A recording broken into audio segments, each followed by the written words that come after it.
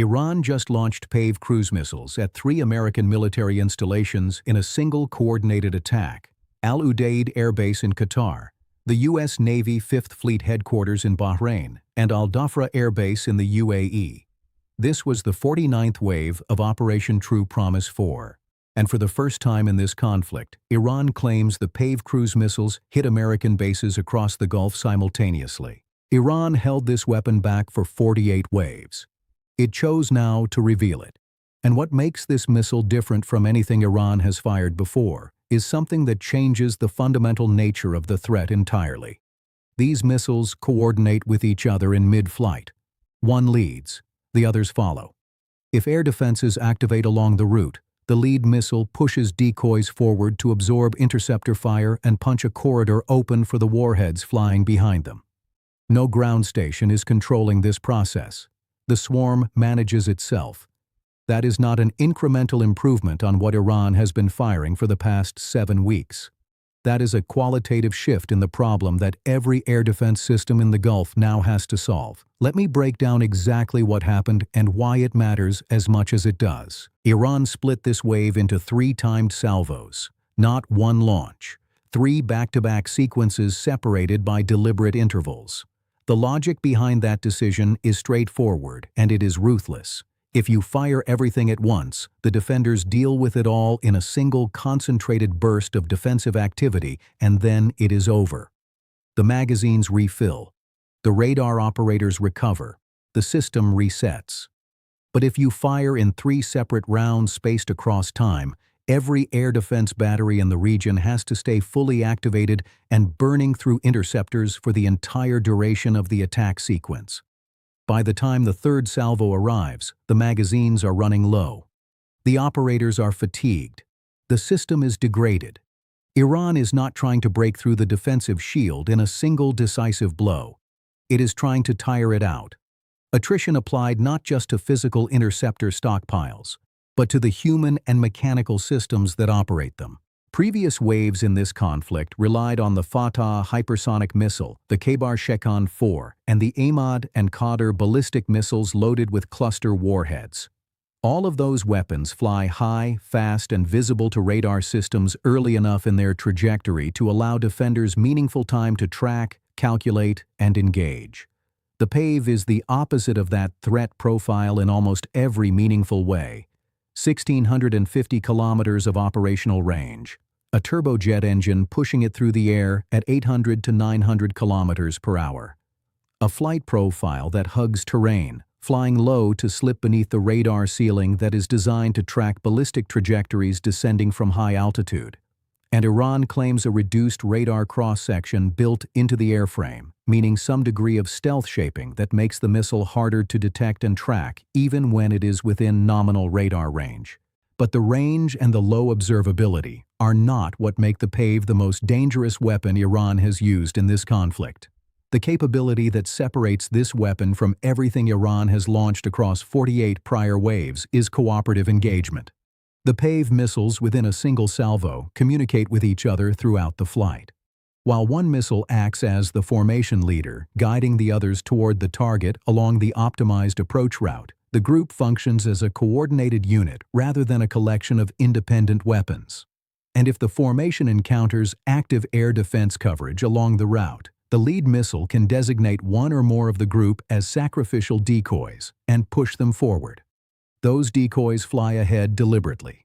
They trigger radar lock. They draw interceptor launches. They absorb the defensive fire that would otherwise engage the actual warheads. And the remaining missiles behind them fly through the gap that the decoys opened with their destruction. This is autonomous coordination built into the missile's guidance system from the moment of launch. Once the salvo is in the air, no ground station is steering it. The swarm manages itself in real time based on what it encounters. That represents a meaningful and significant shift in the nature of the threat. For 48 waves, Iran threw ballistic missiles on high-arcing trajectories that radar could detect early, and interceptors could engage at distance before they reached their targets. Cruise missiles flying at low altitude on unpredictable terrain-following paths, coordinating their own decoy tactics autonomously, present a fundamentally different problem for any defensive system to solve. and the cost of attempting to solve that problem matters enormously. Each Patriot PAC-3 interceptor costs approximately $4 million. Each SM-6 runs close to $4.8 million. When a defender spends those rounds on a decoy that was sent forward specifically to die and draw that fire, the financial math of the engagement shifts fast. The attacker spent a fraction of that cost to manufacture the decoy. The defender spent millions to destroy it. Run that equation across enough salvos and enough waves, and the economics of the defense become unsustainable before the attacker runs out of missiles. The Paveh did not appear without warning. The IRGC publicly unveiled it on February 24, 2023. Brigadier General Amir Ali Hajizadeh, then commander of the IRGC Aerospace Force, announced it during a televised broadcast on Iranian state television. The missile is the third generation in a development lineage that began with the Sumar in 2015 at 700 kilometers of range, progressed to the Hovey-Zeh in 2019 at 350 kilometers, and reached the Paveh at 1,650 kilometers. The U.S. Defense Intelligence Agency identified the Paveh as functionally identical to the Quds cruise missile, the same weapon Houthi forces in Yemen have been operating under a different designation. That version of the missile was used in the September 2019 strike on Saudi Aramco oil facilities at Abqaiq and Khurais, years before Tehran publicly acknowledged the Paveh existed under that name. The UAE Ministry of Defense confirmed the Paveh's presence in this conflict when it displayed recovered wreckage alongside a Qiyam ballistic missile at a press briefing. This weapon is not theoretical. Its debris is sitting on a table in Abu Dhabi. Most analysts looking at this conflict from the outside assume Iran is throwing everything it has in something close to desperation, burning through its stockpile in a last stand before the military campaign forces it to stop. The actual pattern across 49 waves tells a fundamentally different story. Iran held the Paveh in reserve for the first 48 waves. It introduced the Fatah hypersonic in earlier rounds. It rolled out cluster warheads on the Imad and Qadr starting around wave 26. And now, the Paveh. Tehran is cycling through its weapons inventory deliberately, introducing new systems, one at a time, rather than expending all capabilities in a single opening barrage designed to maximize immediate shock. That is not the operational behavior of a military that has run out of options or is approaching exhaustion.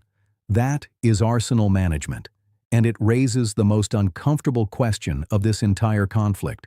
What else has not been used yet? There is a contradiction between what Iran announced 6 days ago and what it just launched that deserves careful attention. On March 9th, IRGC Aerospace Force Commander Brigadier General Majid Mousavi declared a new operational doctrine on Iranian state television. From that point forward, he stated, no missile would be launched carrying a warhead lighter than 1 metric ton. The frequency and intensity of launches would increase. The geographic range of attacks would expand. To understand the weight of that declaration, consider that a single ballistic warhead, weighing several hundred kilograms but under a ton, completely leveled a building in central Tel Aviv at the start of this conflict. Now double that payload. That was the announced policy. But the Paveh is a cruise missile. Its warhead is conventional high explosive. It does not fall anywhere near the 1-ton category.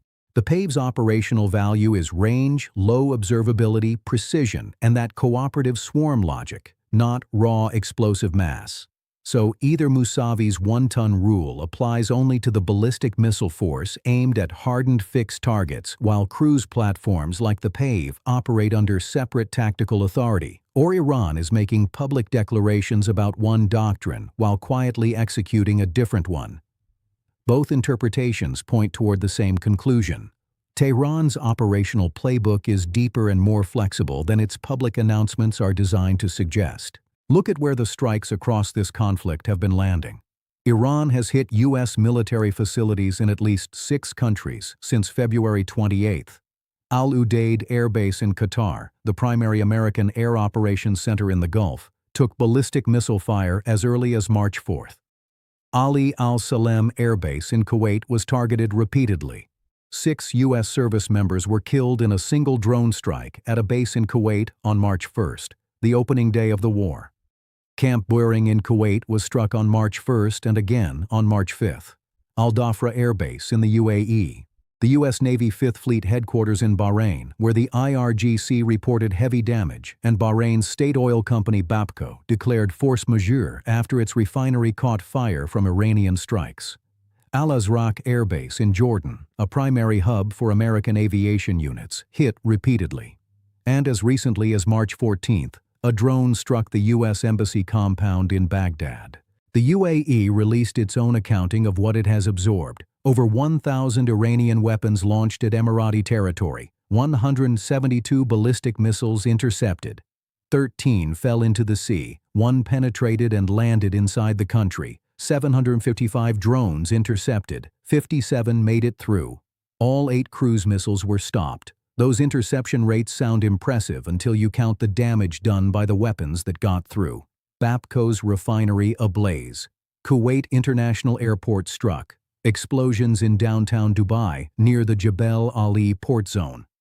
Saudi Arabia's Sheba oil field in the empty quarter hit by 9 drones on the same day Mousavi made his 1-ton announcement. Ras Tanura, one of the largest oil export terminals on Earth, temporarily shut down. Airports in Dubai, Abu Dhabi, and Kuwait damaged by incoming munitions, forcing airlines to suspend flights across the entire region. 32 civilians, including children, injured in Bahrain's Satra district alone. Iran insists it targets only U.S. military infrastructure. The craters in civilian neighborhoods across multiple Gulf Cooperation Council nations tell a different story. Most observers looking at the IDF's claim of destroying 75% of Iran's missile launchers, roughly 300 units, conclude that Iran must be close to exhausting its ability to sustain this campaign. But Iran is on wave 49 and introducing new platforms. Either that 75% figure reflects the total known launcher inventory, and the remaining quarter is sufficient to sustain operations for weeks longer, or Iran's actual launcher count, including mobile transporter erector launchers concealed inside underground missile complexes in Kermanshah and Semnan provinces, was substantially larger than Israeli intelligence estimated before the conflict began. Neither answer is reassuring for anyone trying to calculate when this ends. Then there is the leadership question. On February 28th, joint U.S. and Israeli strikes at the opening of Operation Epic Fury killed Ayatollah Ali Khamenei. 37 years as supreme leader ended in a single strike. Reports indicate roughly 40 senior officials were eliminated in the opening hours of the operation.